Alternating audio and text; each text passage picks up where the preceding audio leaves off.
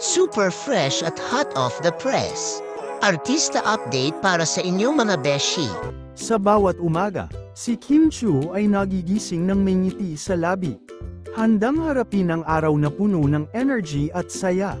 Hindi niya nakakalimutan ang kahalagahan ng ehersisyo para sa kanyang kalusugan. Kaya naman, tuwing umaga, siya ay masigla sa pag-exercise ng 60-minute spin. Nagpapawis habang nag-e-enjoy sa kanyang workout. Walang pag-aalinlangan.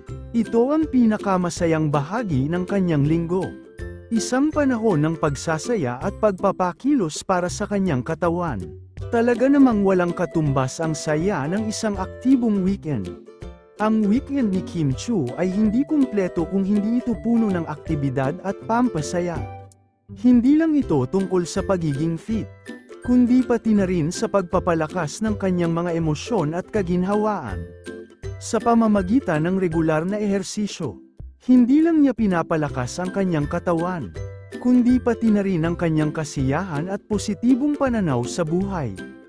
Kaya naman, si Kim ay hindi lang masaya kundi pati na rin may siguradong lakas ng loob at kalusugan.